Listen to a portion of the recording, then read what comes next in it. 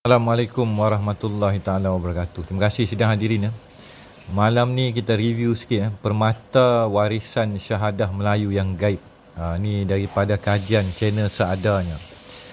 Baiklah, dia bakal keluar pada 12 bulan 12 2023. Jadi kita semua sedia maklum Kerajaan Kedah Tua, Langkah Sukar, Gangga Negara Beruas, Kerajaan Melaka dan juga empire-empire Melayu yang terdahulu. Jadi kita baca sikit di dalam kajian mereka, Malay Peninsula as early as 2000 BC or before. Bos Malay, ni mereka claim ni pelayar India sekali telah merentas segenap pelosok muka bumi. Jadi 2000 before Christ, 2000 tahun Jadi satu waktu yang langka. Maka pastinya empire Melayu dan orang-orang Melayu telah berdepan dengan hampir semua Nabi dan Rasul, terutama di pentas Sunda. Jadi apa bukti dan sembang kari?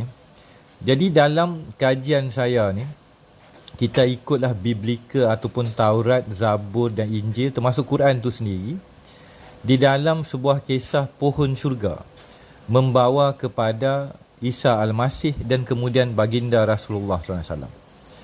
Jadi masalah kita yang paling berat pada malam ni dan juga warisan bangsa Melayu, Dirgahayu Raja sekalian alam, ni cerita kalah Nimrod, cerita Nabi Nuh, Nabi Musa alaihissalam dan tapak-tapak purba.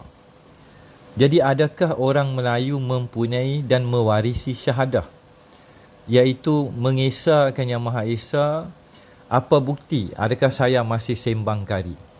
Apakah buktinya bangsa Melayu ini termasuk seluruh Nusantara Malay Archipelago memegang sebuah konsep tauhid yang satu, yang Esa Tunggal, yang telah hilang ditelan di zaman.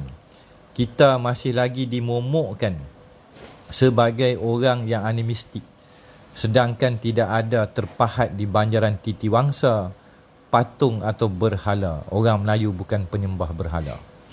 Lantas di dalam kajian yang bakal saya keluarkan nanti, apakah bukti bangsa Melayu ini mewarisi ketuhanan dan juga berita-berita, cerita-cerita ataupun warkah ataupun penyaksian tauhid daripada kebanyakan utusan-utusan dan nabi-nabi di muka bumi.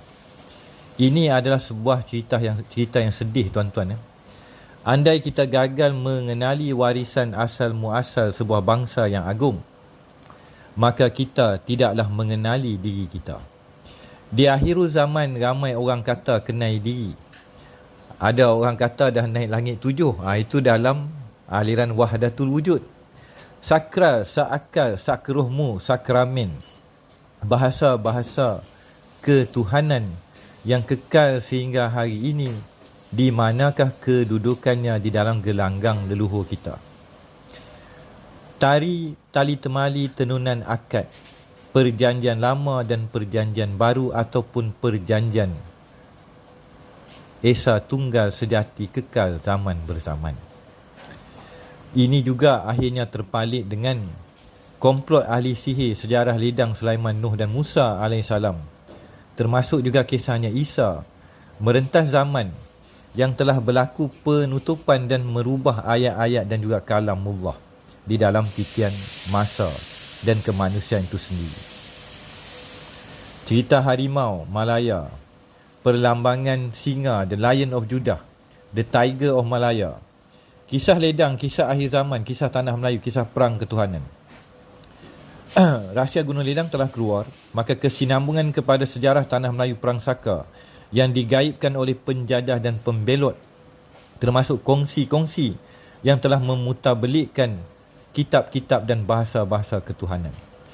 Ceritanya agak pelik, tetapi di manakah ledang yang sebenarnya? Sebuah sejarah kelopak bunga ledang. Ni bunga ni betul ada kat kaki Gunung Ledang. Ni saya ambil baru ni di kaki Gunung Ledang bersama seorang waris daripada warisannya Cempaka Sari. InsyaAllah kita bakal bersambung kembali dalam sebuah cerita yang menyayat hati dan sedih kerana anak-anak bangsa gagal mengenali warisan leluhur kita. Bukannya sembang kari, ada bukti, ada cerita di dalam bahasa, budaya dan ada istiadat orang-orang Melayu bertauhid dan tidak pernah meninggalkan gelanggang raja sekalian alam. Kita bakal bertemu kembali. Wabillahi taufiq wal hidayah. Assalamualaikum warahmatullahi ta'ala wabarakatuh. Asal muasal seadanya jua hamba sahaya. Saya satu ya benar membenarkan tauhid. Kekal zaman berzaman. Rahsia seadanya jua di bumi Bonda Pertiwi.